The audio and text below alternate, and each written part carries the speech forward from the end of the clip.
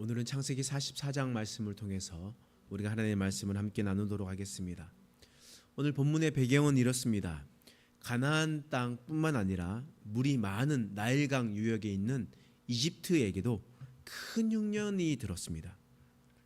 하지만 하나님께서 요셉을 총리로 세우시고 요셉은 그 큰 흉년을 준비하도록 해 주셨습니다. 그래서 이집트에는 음식이 있었습니다. 곡식이 있었습니다. 사람들이 음식을 구하려면 반드시 이집트로 가야만 했었습니다. 먼저 야곱의 아들들이 한번 이집트에 가서 곡물을 사왔습니다. 그런데 요셉이 다시 올 때는 베냐민을 데리고 오지 않으면 절대 내 얼굴을 볼 수 없다 으름장을 놓았습니다. 때문에 야곱이 곡식을 사려면 반드시 베냐민을 보내야만 했었습니다. 베냐민이 가야 곡식을 살 수 있었기 때문입니다. 그러나 야곱은 베냐민을 너무나 떠나보내기 싫었습니다. 루벤이 이야기해도 그 마음을 돌이키지 않았습니다. 그런데 누가 이야기했었을 때 그 마음을 돌이켰습니까? 유다가 이야기했었을 때 그 마음을 돌이켰었습니다. 왜냐하면 유다는 살리는 말을 했기 때문입니다. 만약 보내주셔야 우리 식구들이 다 살 수 있습니다. 베냐민을 보내줘야 우리 모두가 어른부터 아이들까지 다 살 수가 있습니다. 만약 베냐민이 잡힌다면 제가 베냐민을 대신해서 담보물이 되겠습니다. 제가 대신하겠습니다. 라고 그렇게 이야기를 했습니다. 여러분, 이렇게 말을 하고요, 행동하는 것은 쉽지가 않습니다. 말은 청산유추처럼 잘합니다. 특히나 앞에 선 사람들은 좀 더 잘합니다. 저 같은 사람들요. 앞에서 말을 할 때는 되게 잘합니다. 그런데 삶이 받쳐주지 않을 때도 있습니다. 말하는 것이 너무나 쉬울 수 있는데 말을 지켜나가는 것은 너무나 무겁기 때문이에요. 그렇기 때문입니다. 그런데 오늘 본문의 유다는 그 말한 대로 행동했었음을 우리는 볼 수가 있습니다. 베냐민을 위해서 담보물이 되겠습니다라고 이야기를 했는데 진짜 그런 일이 벌어지게 되었다는 거예요.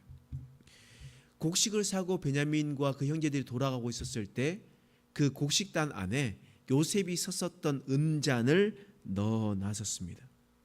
그리고 그것이 있는 사람, 어떻게 해서 그것을 훔쳐가느냐라고 이야기를 하고 그것이 있는 사람은 반드시 내 종이 될 것이다 라고 그렇게 요셉이 엄포를 놨습니다. 왜냐하면 베냐민만 데리고 와서 그 성에 살고 싶기도 했었고 또한 형제들이 어떻게 대처하느냐 대응하느냐 그 모습도 볼 수 있었을 겁니다. 그래서 형제들을 보내고 난 다음에 군인들을 쫓아서 보내고 그들을 은잔이 없어졌다 덮어 씌우면서 그들을 다시 불러오게 되었었습니다. 여러분, 그러면서 요셉이 이렇게 얘기하죠. 창세기 44장 17절 말씀입니다. 읽겠습니다. 시작. 요셉이 이르되 내가 결코 그리하지 아니하리라. 잔이 그 손에서 발견된 자만 내 종이 되고 너희는 평안히 너희 아버지께로 도로 올라갈 것이니라. 그 발견된 것을 보면서 반드시 우리가 그 만약에 은잔이 발견되면 그 발견된 사람은 죽일 것이고 우리 모두가 다 종이 될 것입니다. 너무 확신이 차 있었거든요. 우리는 그것을 절대 훔칠 일이 없습니다 라고 이야기했는데 웬걸 베냐민 자루에서 나와 버렸단 말이에요. 그때 여러분, 말하는 거 쉬우는데 말한 대로 행동하는 것은 너무나 어렵죠. 그런데 유다는 그렇게 행동을 했습니다. 44장 33절에서 34절 말씀이에요. 읽어보겠습니다. 시작. 이제 주의 종으로 그 아이를 대신하여 머물러 있어 내 주의 종이 되게 하시고 그 아이는 그의 형제들과 함께 올려 보내소서. 그 아이가 나와 함께 가지 아니하면 내가 어찌 내 아버지에게로 올라갈 수 있으리까? 두렵건대 제가 내 아버지에게 미침을 보리이다. 유다가 이렇게 얘기하는 겁니다. 제가 그 아이를 대신해서 당신의 종이 되겠습니다. 제발 내 동생은 보내주십시오. 보내주십시오. 라고 이야기를 했었던 겁니다. 여러분, 유다와 베냐민은 배다른 동생입니다. 여러분, 레아의 아들 르시레유거든요. 레아의 네 번째 아들이었었던 유다였습니다. 그런데 라헬의 둘째 아들이 베냐민이었단 말이에요. 그렇기 때문에 이들은 배다른 동생이었습니다. 배다른 동생을 위해서 유다는 자신의 목숨 그리고 자신의 삶을 희생하기로 결정했다는 거예요. 여러분, 이렇게 약속하는 것은 쉬운 일이 아니에요. 이 뱉은 말대로 순종하면서 평생 종으로 살아간다는 것은 쉽지 않습니다. 내려가자마자 이집트에서 이제 다시는 나올 수가 없습니다. 가족들도 볼 수가 없고 사랑하는 자녀와 손들도 볼 수 없는 것이 바로 이들의 모습이었다는 거예요. 그럼에도 불구하고 유다는 그 말을 지켰던 사람이었습니다. 그런데 우리가 잘 알다시피 창세기 38장에 의하면 유다가 그렇게 처음부터 대단한 사람이었습니까? 유다는 그렇게 대단한 사람이 아니었거든요. 자기 아들만 생각하는 이기적인 사람이었습니다. 자신의 정욕대로 사는 사람이었습니다. 지나가다가 창녀가 있으면 그 창녀에게 들어가는 사람, 그런 사람이 바로 유다였단 말이에요. 그런데 그가 이제 완전히 달라졌습니다. 유다는 이제 베냐민을 지키기 위해서 목숨을 내놓았었던 사람이었습니다.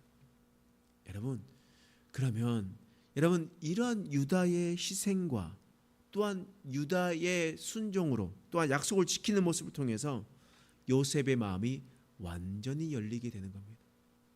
그렇게 헌신하고 희생하는 모습을 통해서 요셉의 모습이 완전히 바뀌게 되는 겁니다.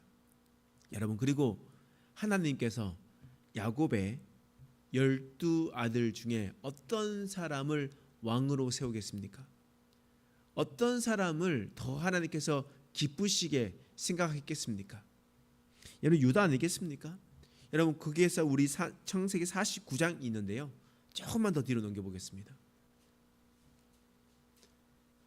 창세기 49장에 보면 야곱의 축복이 나옵니다. 그러니까 12아들들에게 축복 기도를 해주면서 마지막으로 유언으로 남기는 기도 내용입니다. 그런데 야곱이 유다에게 어떤 축복을 메시지를 말하냐? 8절 말씀 읽어보겠습니다. 시작. 유다가 너는 너의 형제의 찬송이 될지라 내 손이 내 원수의 목을 잠글 것이요 내 아버지의 아들들이 내 앞에 절하리로다. 절하리로다. 여러분, 이렇게 보시면 유다는 내 형제의 찬송이 될 것이다. 유다야, 너의 자손은 다른 형제들이 너를 찬송하게 될 것이다. 여러분, 원래는 루벤이 장자였잖아요. 또 라헬의 첫째 아들 그리고 요셉이 장자가 되는 겁니다. 루벤이 자신의 서모와 함께 통관했기 때문에 그 모든 그 장자권이 없어지고, 그리고 둘째 아내였었던 라헬의 첫째 아들이 장자권을 받게 되었습니다. 그런데요, 그러면 그것을 통해서 뭔가 일어나야 될 텐데 하나님께서는 유다야, 너는 내 형제 중에 찬송이 될 것이다. 내 아버지 아들들이 내 앞에서 절하게 될 것이다 라고 이야기했습니다. 그리고 10절 말씀이에요. 읽어보겠습니다. 시작. 규가 유다를 떠나지 아니하며 통치자의 지팡이가 그 발 사이에서 떠나지 아니하기를 실로가 오시기까지 이르리니 그에게 모든 백성이 복종하리로다. 유다야, 내 규가, 너 통치자의 지팡이가 너희를 떠나지 아니할 것이다. 너는 리더가 될 것이다. 너 앞에서 세워질 자가 될 것이다 라고 이야기하는 겁니다. 출애굽을 하고 난 다음에 그 중에서 가장 힘이 있었던 지파가 어떤 지파였습니까?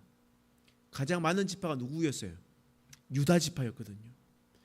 유다 지파였기 때문에 유다 지파를 통해서 통치자, 지팡이가 떠나지 않았던 겁니다. 그리고 난 다음에 유다 지파는 늘 힘이 있었습니다. 그리고 잠시 한번 베냐민 지파였었던 사울이 통치권을 잡았지만 그 이후로 하나님께서는 유다 지파였었던 다윗을, 그리고 다윗의 자손들을 통해서 남유다의 왕권을 계속해서 멸망할 때까지 이루어 주셨습니다. 그리고 그 다윗의 자손으로 누가 태어났습니까? 예수 그리스도께서 태어나셨습니다. 여러분, 이처럼 유다가 이렇게 말한 대로 행동했기에, 입으로 선포한 대로 행동했기에 그의 삶 가운데 하나님의 통치와 또한 하나님의 책임져 주심을 경험케 하는 일들을 경험하게 되었습니다. 여러분, 우리도 앞에서 말하는 것은 너무 쉽겠지만 그 말하는 것을 무겁게 여기고 말하는 대로 순종하고 말하는 대로 행동하며 유다와 같이 희생하며 살아가는 저와 여러분 되시길 간절히 축원합니다. 기도하겠습니다.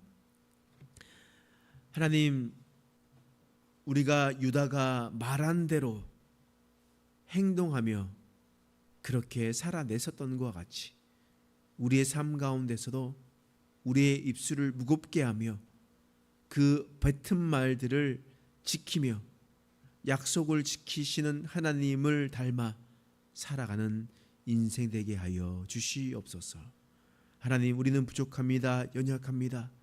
하나님, 그러나 하나님께서 지켜주시고 하나님께서 힘되어 주셔서 우리는 할 수 없으나 하나님의 능력으로 넉넉히 감당하는 우리의 인생 되게 하여 주시옵소서. 감사드리며 예수님의 이름으로 간절히 기도드립니다. 아멘.